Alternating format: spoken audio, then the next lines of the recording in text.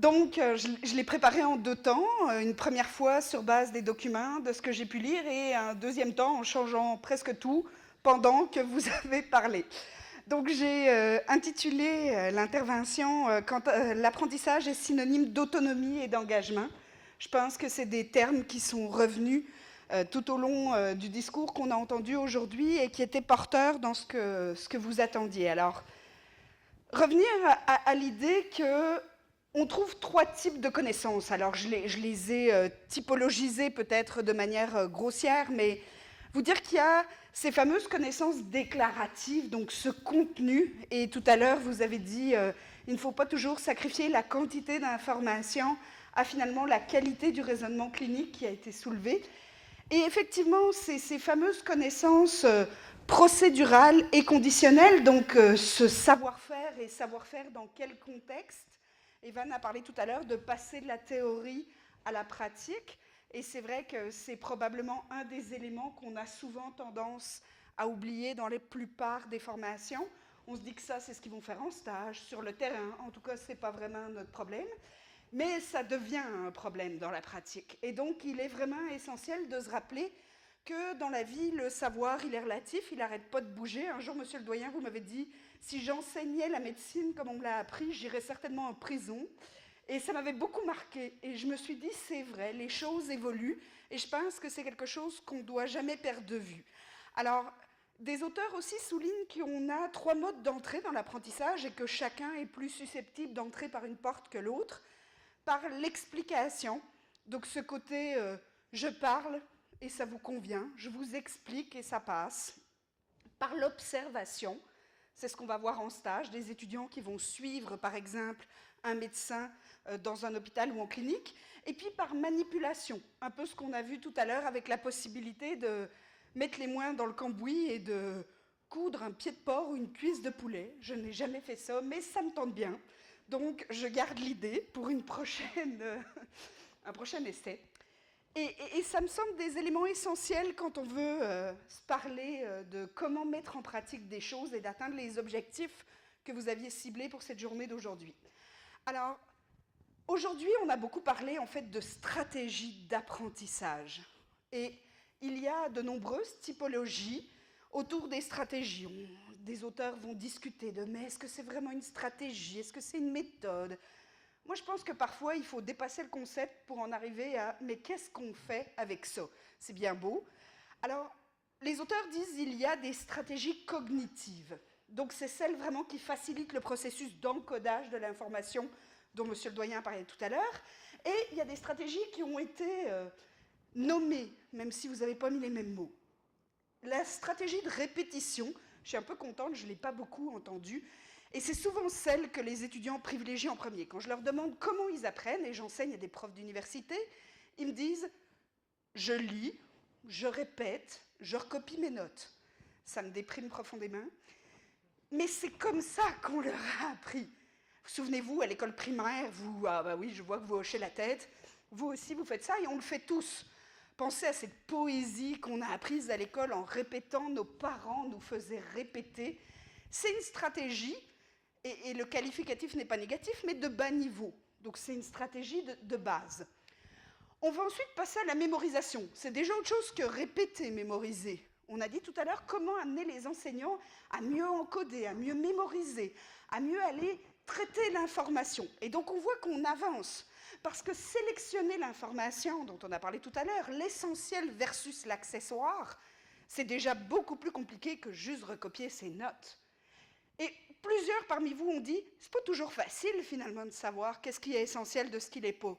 Pour avoir déjà testé avec des étudiants par le passé, parce qu'avant j'enseignais à des vrais étudiants, ils n'étaient pas profs dans la vie, et ils me disaient, l'essentiel c'est ça. Et moi je me disais, oh là là, qu'est-ce que j'ai raté? Parce que c'était pas ça mon essentiel. On n'avait pas nécessairement la même notion de qu'est-ce qui est essentiel et de ce qui ne l'est pas. Et ça c'est un point important. Comment est-ce qu'on fait pour sélectionner ces informations? Les stratégies d'élaboration, poser des questions sur la connaissance, poser des hypothèses. On a parlé de raisonnement clinique tout à l'heure. J'ai une collègue qui a fait sa thèse de doctorat sur l'apprentissage du raisonnement clinique chez les futurs médecins. C'est donc pile poil dans ce que vous faites, et c'est vrai que c'est compliqué. Ça paraît simple et pourtant, demandez à un médecin comment est-ce qu'il fait pour poser un diagnostic et son raisonnement clinique et vous allez voir que c'est tout sauf simple. Franchement, c'en est pas clair. Évidemment, lui, il se comprend. Tout à l'heure, monsieur le doyen a dit « Mais moi, je me comprends quand j'écris mes slides. » Ah ben oui, c'est vrai, c'est tellement plus simple quand c'est nous qui le faisons et en plus, on est d'accord avec nous-mêmes. C'est vraiment la situation la plus formidable, mais le problème, c'est qu'on a ces gens en face de nous. En fait, s'ils n'étaient pas là, ce serait tellement facile. Alors, ben oui, vous êtes d'accord avec moi. Autre stratégie où on va pousser les étudiants, c'est organiser les connaissances. Donc, bien sûr, l'enseignant amène une organisation, mais il y a celle que l'étudiant va avoir. Et en fait, on constate que quand l'étudiant ne fait que mémoriser mon organisation, ça ne marche pas très bien. Parce que moi, il y a des choses que je court-circuite certainement. Pensez à quand vous faites vous avez droit à une page mémo pour l'examen, où vous pouvez avoir un recto-verso. Les étudiants qui me disent « Ah ben j'ai copié celui de Céline Douzet ». Puis je leur dis « Ok, et ça vous a été utile ?» Ben pas vraiment, parce que c'est pas clair. Ah ben oui, forcément. À partir du moment où je me dis « La logique de Céline Douzet, c'est la mienne », ça part mal. Parce qu'on n'organise pas les choses de la même manière, forcément. Que ce soit physiquement, que ce soit cognitivement. Nos concepts ne rentrent pas de la même manière dans notre mémoire. Et donc, ce qui va être un déclencheur pour l'un ne l'est pas forcément pour l'autre. Des stratégies de généralisation, c'est l'idée de partir d'un exemple très précis pour arriver à la théorie. Ou à l'inverse, de discrimination, c'est-à-dire partir de cette théorie pour aller creuser sur son exemple. Donc on voit qu'on peut avoir des modes de fonctionnement différents, et la contextualisation est là rentre l'idée du raisonnement clinique. Quand je suis face à un cas, tout ce contexte, il a une importance capitale. Finalement, mon savoir n'est pas une affaire de bonne ou de mauvaise réponse, mais dans ce contexte-là, quelle est celle qui va être la plus adaptée? Et c'est là qu'on forme un professionnel. Sinon, on formerait un technicien médical qui fonctionnerait comme un ordinateur et dirait « tac, tac, tac », c'est ça. Bien sûr que non, il y a toute une prise en compte beaucoup plus complexe derrière ça. On va aussi parler de stratégies métacognitives. Et ça, c'est celles qui permettent à l'étudiant de prendre du recul. On est à un cran plus loin. Le méta, c'est comme la réflexion sûre. On va parler de planification. Comment est-ce que font les étudiants pour planifier leur temps, planifier leur étude, planifier l'organisation? Et tout à l'heure, on a eu un exemple très concret de dire bah, tout le monde sait qu'on le fait 4 jours avant et qu'a priori, et moi je sais quand même été épaté que vous pouviez retenir pendant 6 mois, parce que d'habitude c'est 2 jours et encore parfois même c'est 30 minutes.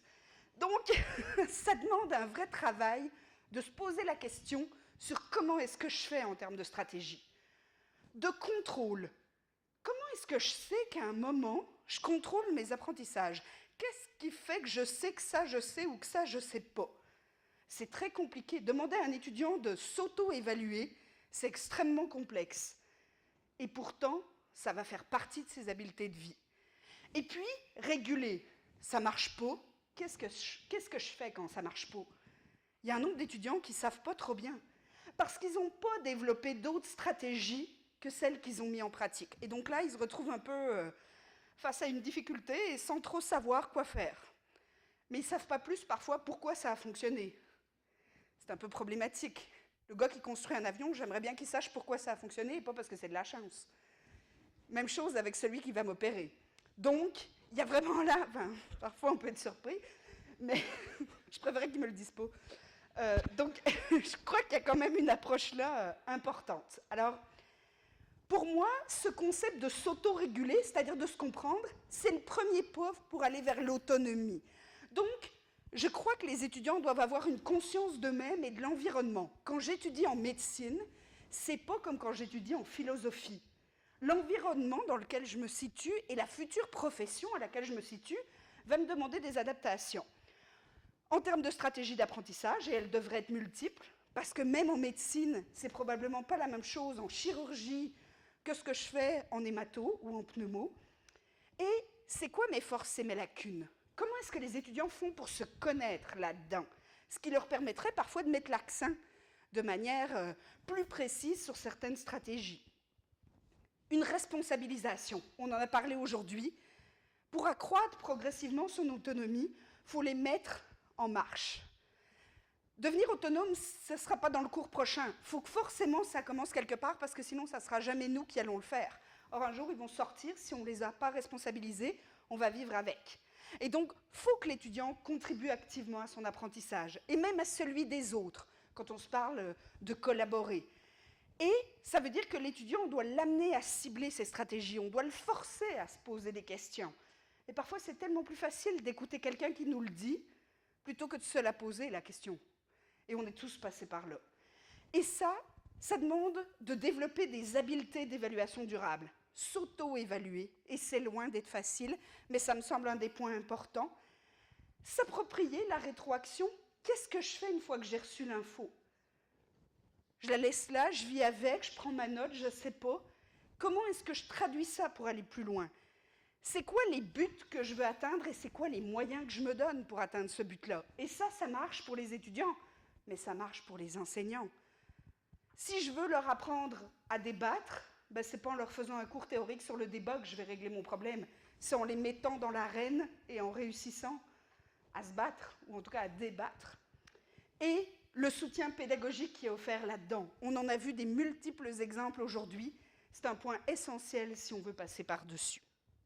Alors, pour ça, il y a de multiples stratégies pédagogiques, il y en a plein. Et elles sont de l'enseignement à l'apprentissage. C'est-à-dire que pour moi, on ne peut pas le penser qu'une stratégie pédagogique mise en place n'a pas d'impact sur la stratégie d'apprentissage de l'étudiant. Et donc, moins la stratégie pédagogique est claire, moins l'étudiant va réussir à mettre en place une stratégie d'apprentissage adéquate. Si je joue le jeu de jamais très bien leur dire ce que je vais faire, tout à l'heure, monsieur le doyen a dit, je leur envoyais une lettre pour parler de la classe inversée. C'est sûr que si je leur dis pas, si vous ne faites pas vos lectures ou votre vidéo, vous allez être là, puis vous n'allez pas savoir quoi faire. Si ça devient une surprise, c'est un problème. Si on veut que les étudiants s'adaptent, il faut leur faire prendre conscience de ce qu'on va faire. Quand j'ai des étudiants avec lesquels je pratique une forme de classe inversée, je leur dis tout le temps, et je le fais en première année parfois, je leur dis, moi, si vous ne regardez pas la vidéo, vous ne lisez pas le texte, vous ne visitez pas les sites internet, je ne vais pas vous frapper. J'ai arrêté, ça ne marche pas et c'est extrêmement long. Mais par contre, vous allez être en classe, puis vous allez faire je ne sais pas quoi, mais moi, je ne vais pas faire la lecture du texte, un résumé ou une vidéo. C'est pas ça que j'ai prévu. Alors la première fois, ils se disent, ouais, si on est nombreux. Et donc, ils sont un tiers.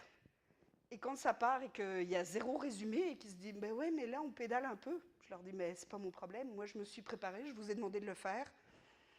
On assume, dans la vie, quand je roule à 140 km/h sur l'autoroute et que je me prends un PV, je dis pas au gars, ouais, mais j'ai espéré. C'est pareil. Deuxième fois, ils sont 3. Troisième fois, où ils viennent, prêts, où ils viennent, pas. Et en général, ils viennent. Parce qu'en plus, je ne leur fais pas des examens qui leur permettent d'avoir juste lu les textes pour survivre. Évidemment, ma stratégie est multiple. Mais je vais songer à la vidéo avec un gars ou une fille sexy en enseignement. Peut-être qu'un gars sexy, ça va être plus intéressant qu'une fille. J'aime bien l'idée.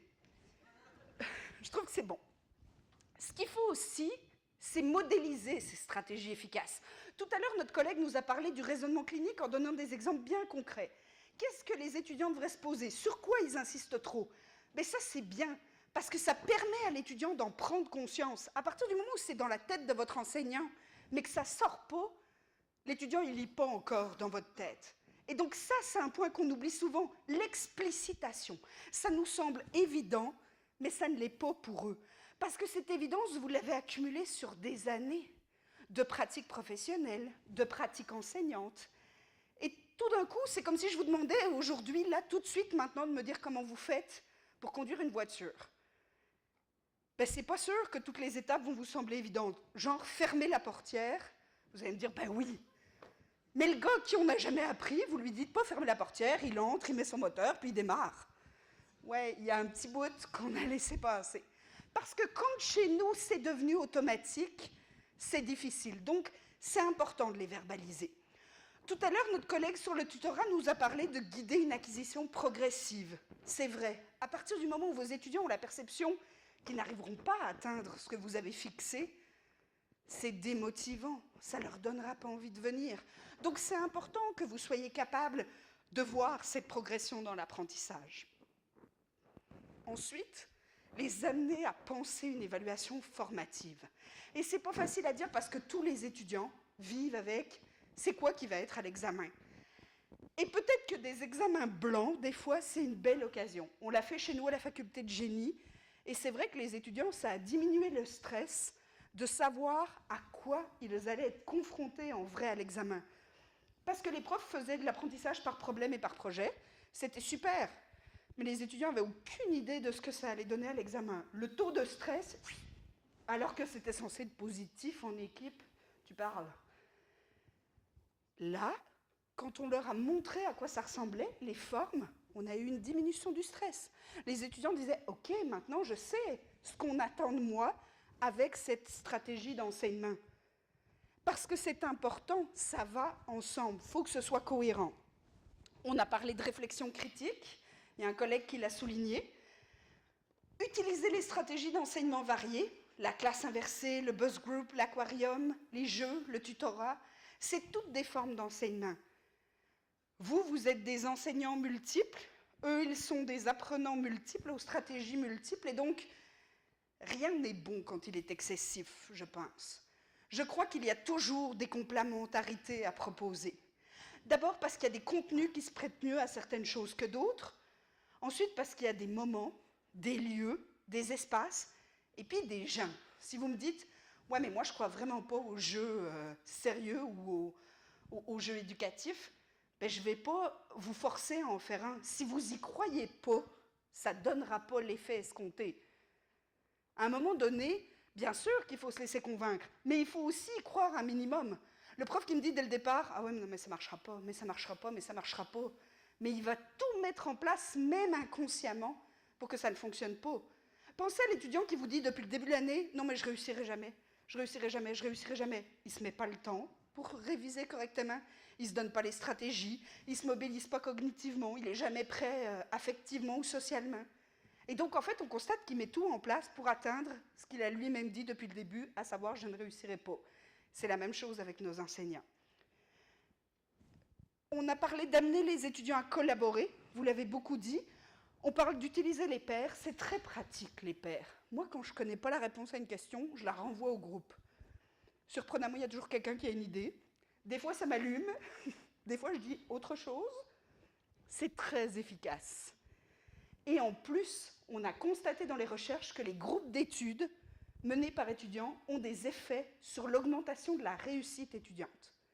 Donc, en fait, le fait de se regrouper entre eux pour se préparer leur permet de mieux réussir. Ça, c'est quand même un point extraordinaire. Bien évidemment, le groupe d'études doit fonctionner en fonction du niveau que je souhaite atteindre. Si Evan, il espère avoir la meilleure note du cours et que moi, j'espère juste passer, si on se met ensemble, ça va mal fonctionner. Par contre, si Céline est comme moi et qu'elle espère juste passer, si je me mets avec elle, on va y arriver. Mais forcément, Evan va être frustré de travailler avec moi. Et moi, je vais être frustrée de travailler avec lui.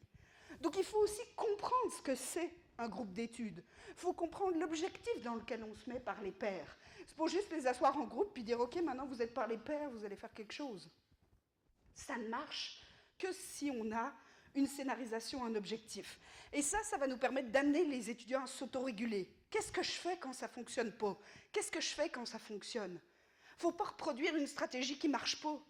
Au bout de 2-3 fois, tu as compris que ça ne fonctionne pas. Mais la question, c'est comment est-ce qu'on peut les aider? Il y a les associations étudiantes, il y a les étudiants qui sont passés par là. Prenons appui sur ces gens-là. Les périodes de découragement, c'est l'occasion d'aller voir les anciens puis de dire « Hey, ça ne marche pas, j'y arriverai jamais ».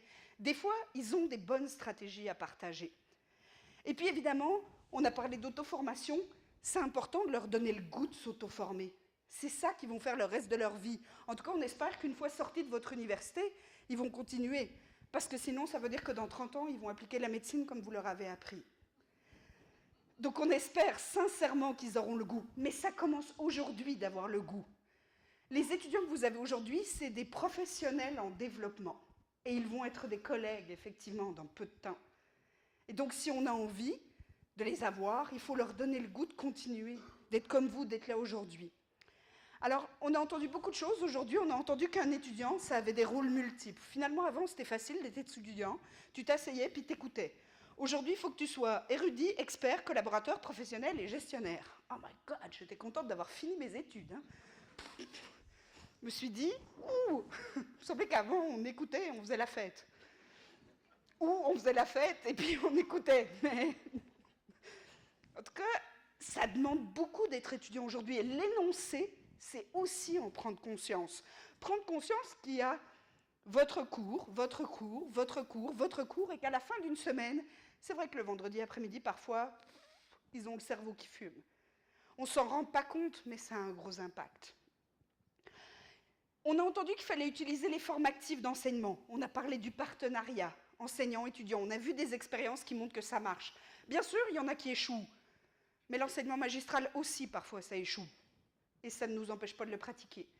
Donc je pense qu'il faut accepter l'échec, ça fait partie du chemin. Mais on en trouve des étudiants motivés, vous en avez aujourd'hui à ma droite. Ça ne veut pas dire non plus, faire des formes actives, qu'on ne fait plus de temps d'institutionnalisation. Souvent, les profs me disent, oui, mais alors c'est quand que je parle et que je transmets mon contenu? Alors, je me dis tout le temps, mais je ne vous ai jamais dit de rien dire, puis de rien transmettre, mais je suis plus diplomatique, enfin ça diminue avec les années. Bien sûr qu'il y a des temps où l'enseignant apporte quelque chose, où on formalise, où on répond à des questions, bien sûr qu'ils existent. C'est une chose d'avoir des temps de formalisation qui nous permettent d'avancer, auxquels on a pensé, des choses qui nous semblent importantes, versus déblatérer comme je suis en train de le faire depuis 10 minutes. C'est pas pareil. Si vous deviez m'écouter pendant 3 heures, vous trouverez ça d'un ennui sans nom. Mais on a des moments clés où on peut le faire, intelligemment. Et donc, mettre en pratique, ça veut dire aussi tester des choses qui fonctionnent, des choses qui fonctionneront moins bien. Mais ça fait partie de se mettre en démarche. Ça veut dire aussi aider les étudiants au développement clinique. Moi, j'ai aimé votre idée de poser des hypothèses.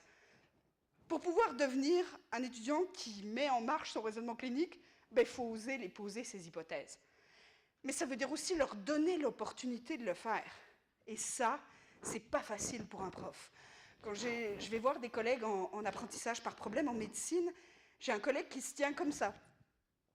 Je lui dis tout le temps, mais pourquoi tu fais ça, Martin? Et il me dit, parce que sinon, je vais leur dire ce que j'aimerais entendre. Et donc pour lui, c'est physique. Oh, attendre. Et alors évidemment, les étudiants, ils savent, hein, ils le regardent. Alors là, il est drôle parce qu'il est spécialisé sur le système rénal. Alors il me dit, dans ces cas-là, je fais sonner ma padgette et je sors 30 secondes. Et je me disais, ok, il fait semblant d'avoir un patient pour pouvoir se taire en classe. C'est quand même extraordinaire, chacun ses stratégies, mais pour lui, c'est viscéral, cette envie. Et c'est vrai que si on veut donner l'opportunité aux étudiants, ça veut dire leur laisser le temps de le faire. Évidemment, ça veut dire aussi ne pas sacrifier la qualité à la quantité. Vous avez parlé tout à l'heure de la quantité de savoir, et comme mes collègues en médecine ont décidé de réviser le programme de doctorat en médecine, ils se sont rendus compte comment, sur les 8 dernières années, ils avaient rajouté, à petite couche, un peu de contenu. Et à un moment donné, quelqu'un a dit, ouais, mais maintenant, on leur apprend tellement d'exceptions qu'on se demande comment ils vont faire quand ils vont tomber face à un cas normal. Les étudiants sont à la recherche de ce fameux cas, et alors évidemment, leur passion, c'est d'être Dr House. Et puis on leur dit, ben non, vous allez probablement soigner beaucoup de nez qui coulent. Oh, c'est un peu difficile, mais c'est nous qui leur induisons ça. Enfin, je dis nous, mais moi, je suis pas en médecine. Mais mes collègues de médecine, moi, je ne ferais pas ça, évidemment. Mais on a la même logique. Ce petit rajout, au fur et à mesure, et un autre cas, et un petit machin, et un truc. Et puis, en fait, on constate qu'on perd nous-mêmes de vue la qualité et l'essentiel pour en remettre un petit peu plus de couches. On a parlé de fournir des ressources documentaires de qualité. Il y a une logique de work in progress. C'est pas grave si cette fois-ci vous l'avez essayé puis c'est pas complètement exactement. Il faut se mettre en marche pour que ça fonctionne. On les reprend, on les retravaille, on remet dessus, on a d'autres choses, on les affine. Et ça prend du temps.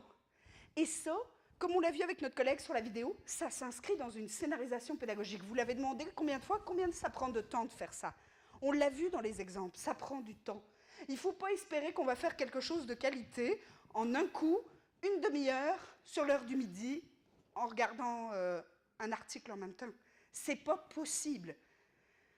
Donc ça veut dire que parfois, la tactique du petit pas et surtout l'échange avec les collègues, c'est quelque chose de positif. Être dans une équipe où on peut se dire, bah tiens, on est deux, comment tu vois ça? Je prends les commentaires. C'est ça qui nous permet d'avancer. Ça veut dire aussi, on a entendu aujourd'hui, former les enseignants et les étudiants. Il y a les rassurer, les profs comme les étudiants. Eux non plus, ils ne trouvent pas ça super cool quand vous les asseyez et que vous dites « Venez au premier rang, on va discuter ». Ben ouais, poser leur hypothèse. Pas facile la première fois d'oser lever la main et puis dire « j'en ai une ». Puis le prof fait comme « Ah ouais, il n'y en aura pas de deuxième, hein. Rassurez-vous, il n'y en aura même plus du tout ». Et pourtant, parfois, c'est tellement humain.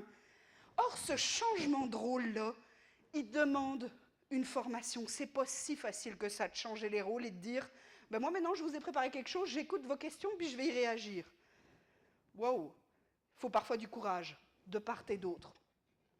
Je crois qu'il y a l'idée de responsabiliser, que vous avez mentionné, sensibiliser, impliquer les étudiants. C'est des démarches actives qu'on peut faire en tant qu'institution, en tant que faculté, en tant qu'équipe. S'appuyer sur eux, c'est vrai. Utilisez-les comme des forces. On l'a vu avec les exemples que vous avez donnés autour des écrits, autour des activités tutorat. Ils peuvent vraiment être utiles parfois, enfin, je veux dire souvent. C'était bizarre ça. Mais ils sont vraiment une force vive. Vous savez, sur le terrain de football, on dirait que c'est votre 12e homme.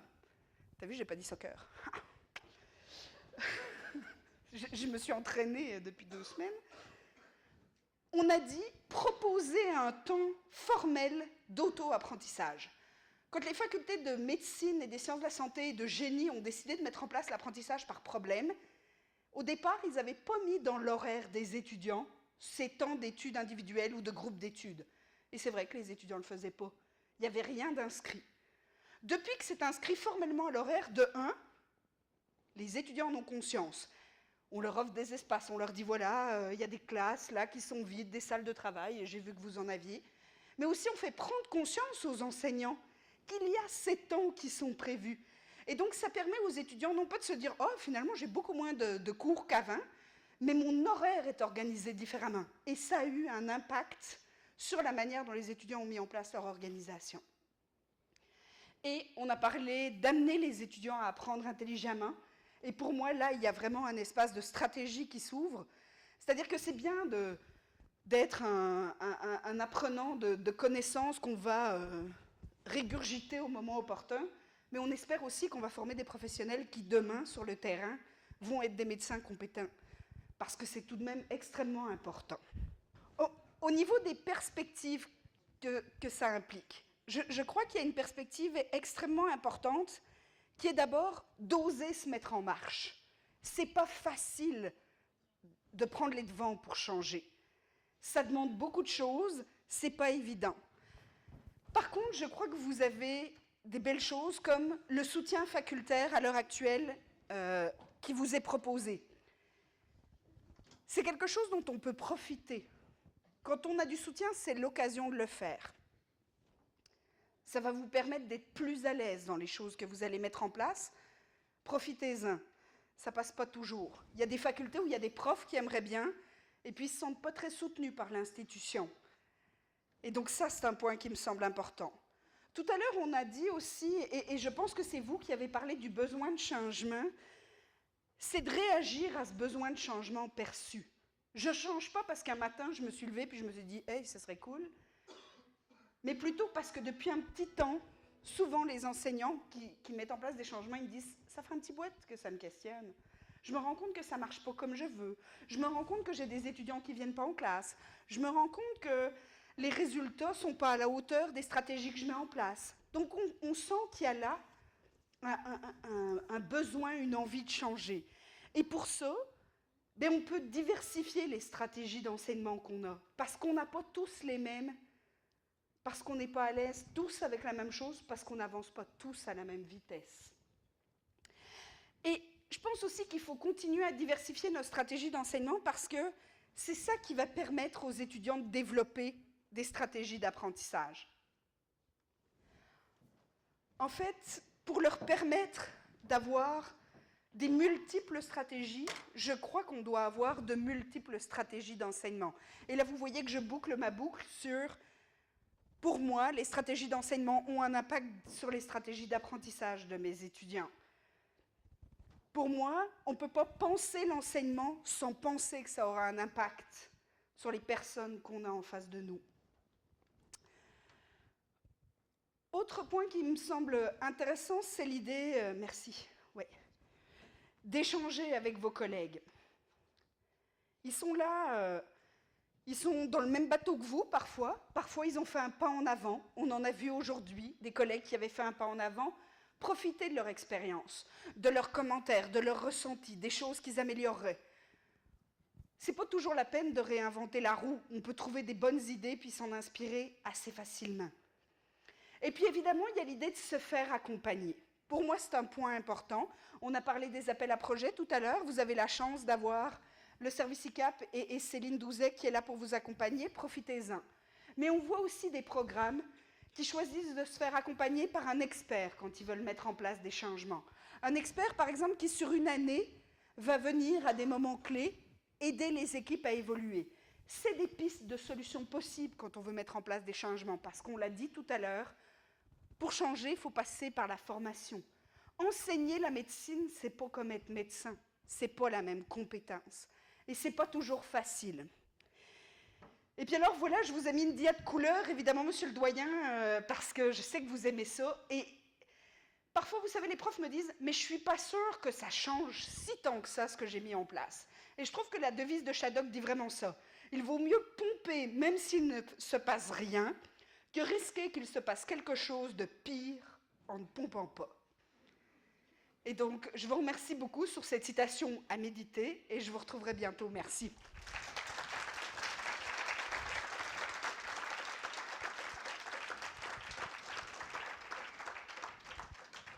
Un grand merci à Christelle. Est-ce que vous avez des questions? Vous êtes en train de réfléchir. Moi, ce que j'ai vraiment appris de nouveau, c'est tout ce qui concerne le positionnement de l'étudiant, lui apprendre à s'auto-évaluer lui-même. Et vraiment, je me dis, alors c'est dommage que Marc soit parti, parce qu'il avait catégorise les étudiants en trois catégories. Ceux qui vont de l'avant, ceux qui sont prêts à suivre, et puis je ne sais plus comment il s'appelle sa dernière catégorie, les grands cools. Je ne sais pas le vrai nom qu'il a. Et, les coulants. Ah oui, les coulants avec deux os. Les ventres mous. Ah, est-ce que les étudiants connaissent le classement dans lequel ils sont situés? Non, mais je crois que c'est intéressant justement d'apprendre aux étudiants à se positionner dans leur stratégie d'apprentissage. Et ça, vraiment, on commençait à le découvrir, et là, c'est une notion extrêmement intéressante à développer. D'autres remarques, d'autres questions, d'autres réflexions? Alors, Florence. Je vous remercie de cette intervention revigorante. Vous avez dit quelque chose qui m'a frappé. Vous avez dit on n'est pas enseignant quand on est médecin. Je ne suis pas tout à fait d'accord avec ça. Je crois qu'on est l'enseignant. Ça nous ressemble, quoi. On est des médecins passionnés. Pour la plupart d'entre nous, on fait ça vraiment avec passion. En tout cas, c'est mon cas. Et quand j'arrive dans un amphi et que je vois ces petits jeunes qui sont super motivés, ça m'émeut toujours et j'y mets tout mon cœur. Vous voyez ce que je veux dire? Et ça, effectivement, il faut, même si on a 20 ans de carrière, 30 ans de carrière, il faut jamais que ça parte. Il ne faut jamais que ça s'efface. Donc je pense que c'est pour enfin, en tout cas, moi je crois à ça. Et je pense qu'il ne faut pas avoir honte de le dire. Et c'est presque ce qui fait que vous arrivez à les capter, parce qu'ils se disent, bon, bah, si elle garde la flamme et qu'elle y croit encore, on a quelques raisons de se battre. Et bon, je fais un vibrant plaidoyer pour mes collègues aussi, mettez-y du feu et ça passe. Et de l'humour aussi, il faut les faire rire, quoi. Mais vous avez raison, ça nous ressemble, mais ce n'est pas le même métier. C'est-à-dire que les gens qu'on a en face de nous ne sont pas les mêmes. on n'a pas le même discours ou les mêmes stratégies, mais vous avez raison, la passion, c'est l'avantage d'être un professionnel d'exercice qui vient parler à des professionnels en développement. Je pense que ce serait dommage de perdre cette force-là. Vous avez tout à fait raison, la passion, c'est quelque chose d'important. Mais si la passion dépasse la stratégie, et donc on en a, nous, des médecins tellement passionnés que quand ils parlent, les étudiants disent « ça a l'air cool, mais on ne comprend rien ». Ça nous pose un peu un problème parce que l'enseignant me dit « mais je ne comprends pas, ça passe moyen alors que tout le monde est passionné et je suis très passionnant ». « Ouais, mais trop, c'est comme pas assez ».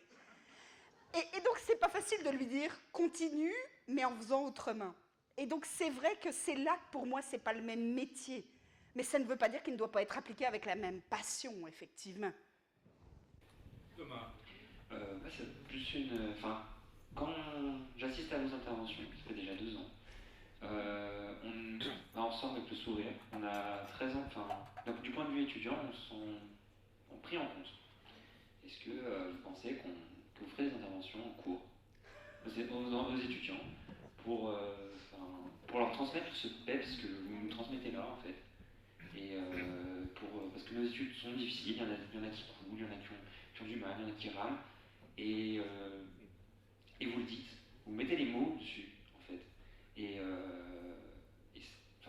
Vous avez prévu de faire ça, de donner des cours, voilà. Je sais pas, venez vous faire un cours ou quelque chose comme ça.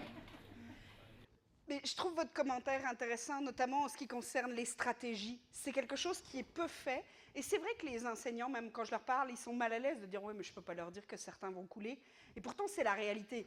Quand j'ai des étudiants en formation à l'enseignement, donc ils vont devenir profs, je leur parle de motivation, puis des fois, il y en a qui arrivent avec vraiment pas de motivation. Puis je leur dis souvent « mais est-ce que vous croyez que moi, je déborde de motivation? Je me lève le mercredi matin, 7 h, en me disant « wouh, j'enseigne !» Non. Vraiment pas. Et le mardi soir, des fois, ça ne me tente pas. Et c'est vrai que les étudiants apprécient qu'on leur dise les vraies choses. Or, parfois, on a tendance à vouloir trop les protéger. Et c'est vrai que je trouve votre idée intéressante de parfois oser aller le dire tout haut. C'est peut-être plus facile, parce que je ne suis pas prof de médecine, de vous parler puis de vous dire ben, c'est vrai que certains parmi vous vont trouver ça difficile et certains parmi vous ne le traverseront pas. Ça fait partie de la vie. Oui, mais en premier était le verbe. Enfin, déjà, vu. Ouais. Ensuite, on nous dit aux patients, par exemple, dans l'annonce de la maladie grave, qu'il faut le dire. Pourquoi est-ce qu'un étudiant de médecine ne faut pas lui dire que là, ce qu'il fait, c'est pas ça? Que là, il est en situation d'échec, qu'il est en train de couler, si c'est pas qu'il change pas, mais qu'il faut qu'il s'en rende compte. Mais c'est une prise de conscience. Moi, je crois que c'est pas souvent une question de vouloir, c'est une question de pouvoir. Il y a des étudiants qui ne savent pas comment faire autrement, comme il y a des enseignants qui ne savent pas comment faire autrement. Vous avez raison. Xavier, puis Caroline. C'est juste une réflexion. Au niveau de la médecine générale, au niveau du 3e cycle, on s'est beaucoup inspiré de Sherbrooke et de vos techniques d'apprentissage. On a basculé dans de l'apprentissage par compétences. Ça a apporté beaucoup à l'ensemble des enseignants de la médecine générale et aux enseignants aussi. La mise en place du tutorat, définir des stratégies d'apprentissage pour les étudiants, et nous allons vers des systèmes dits d'auto-évaluation. Donc ça nous oblige à bouger et c'est très rassurant, très impliquant. Ça nous oblige à revoir aussi notre pratique professionnelle à travers celle-là, parce qu'on par la réflexivité qu'on est amené à avoir, tout en gardant la passion, ça nous déstabilise un peu, mais après c'est tellement, ça nous permet tellement d'aller plus loin. Donc c'était juste un commentaire. Caroline. Je remercierai mes collègues de médecine et sciences de la santé en votre nom. C'était un commentaire et puis un grand remerciement, parce qu'au même titre que Thomas qui dit que vous faites du bien en mettant des mots, et on a l'impression que vous êtes à l'écoute des étudiants, mais on a cette impression-là aussi pour l'enseignant, c'est-à-dire que vous mettez des mots sur les doutes qu'on a, sur les difficultés qu'on rencontre au quotidien, à la fois pour nous, pour essayer de motiver les enseignants, pour s'auto-motiver par rapport aux étudiants. Et vous le faites de façon remarquable. C'est vrai que si on avait ça tous les matins, on repartirait à la fac. Voilà. Et puis on se sent, après une conférence pareille, on se sent aussi un petit peu moins seul. On dit que c'est des problèmes qui traversent des pays, des continents, que c'est pas juste notre mauvais savoir-faire, mais que les choses peuvent évoluer. En tout cas, merci. Je vous remercie beaucoup. Et tout à l'heure, il y a un collègue qui a parlé de motiver les étudiants, que c'est pas facile. Et c'est vrai que c'est pas facile. Même par les méthodes actives, c'est pas toujours facile. Il faut pas se leurrer. Parfois, c'est au quotidien qu'il faut le faire et je ne suis pas comme ça tous les matins, rassurez-vous. Des fois, je suis vraiment plus calme, mais pas toujours.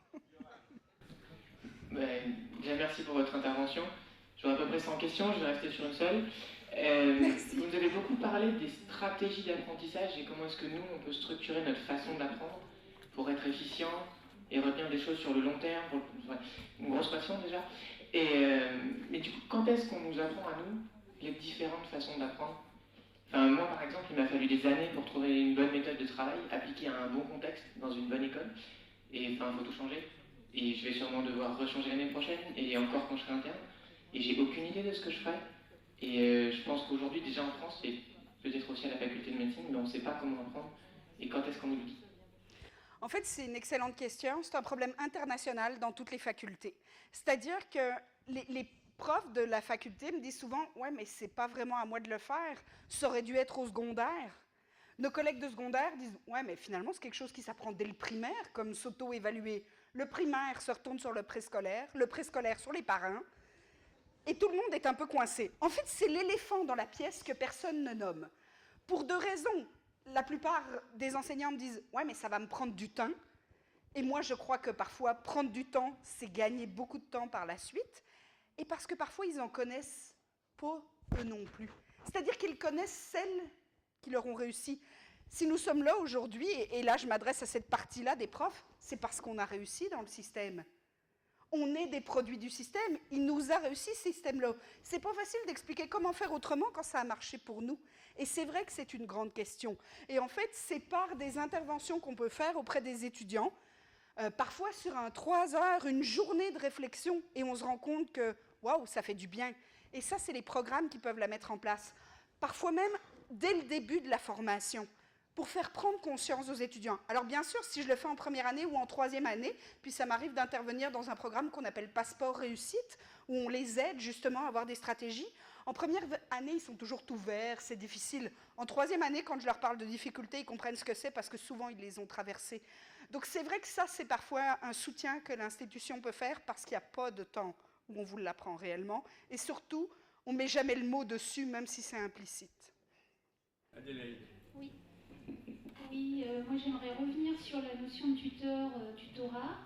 Est-ce que vous pourriez nous dire quelques mots de comment ça se passe au Canada? Donc, est-ce qu'un tuteur dans une université canadienne, comment se passe le tutorat? Parce qu'il y a plusieurs notions de tutorat, donc c'est pas si évident que ça en fait. Hein. Et l'articulation, voilà, enseignant, tuteur, le rôle de chacun, voilà. Donc, si... En fait, même à l'intérieur d'une même faculté, on n'a pas le même.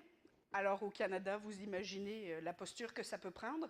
Et c'est vrai que mes collègues de la faculté de médecine et des sciences de la santé, par exemple, ne se considèrent plus comme enseignants ou enseignants-chercheurs, mais tuteurs en apprentissage par problème.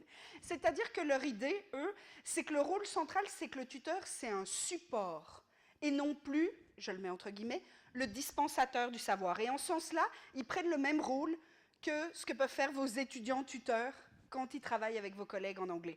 Donc pour nous, tout en étant enseignants et en gardant un certain nombre de rôles, comme celui de l'évaluation, ils se situent malgré tout dans une posture qui est beaucoup plus celle d'un guide que celle de l'enseignant classique dans le modèle traditionnel.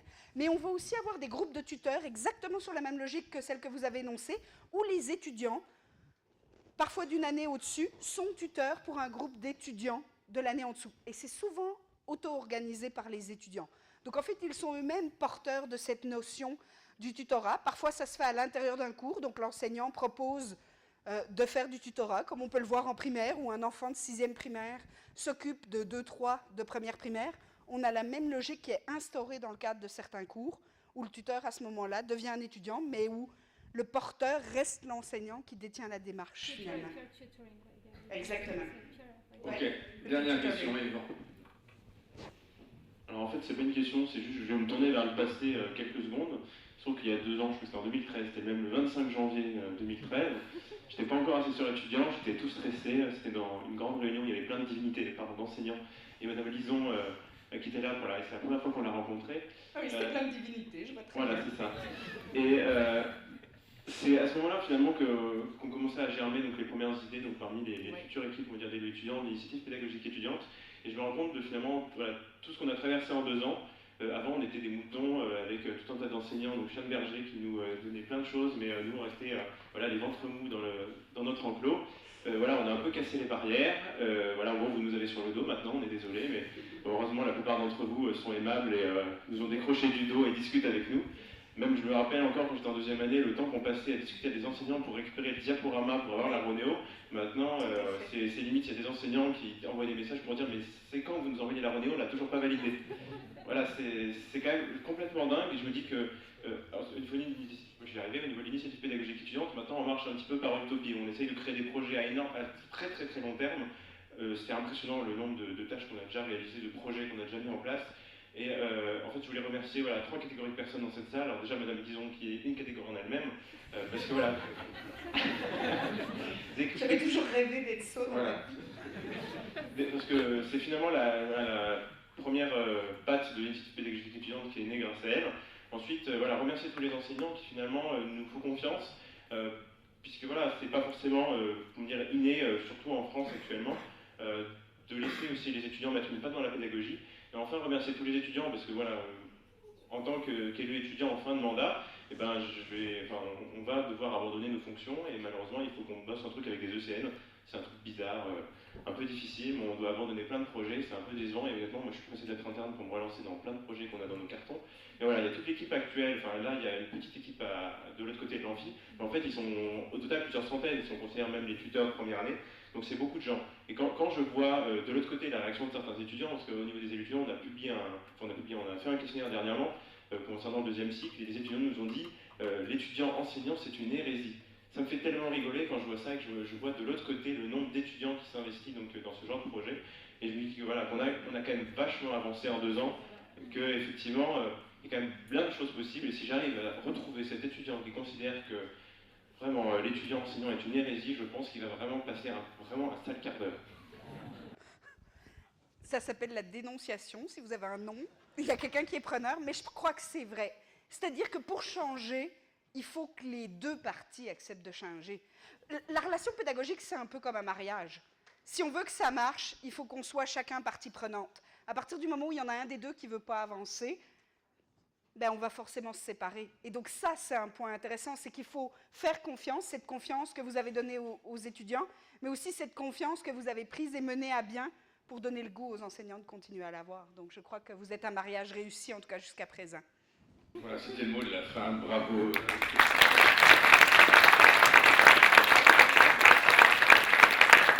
Donc encore merci à Christelle Lison, merci à vous tous, merci aux orateurs, merci aux étudiants, et un merci spécial à Céline Douzet qui a organisé cet après-midi, et j'espère que vous savez ça. On peut applaudir Céline. Merci.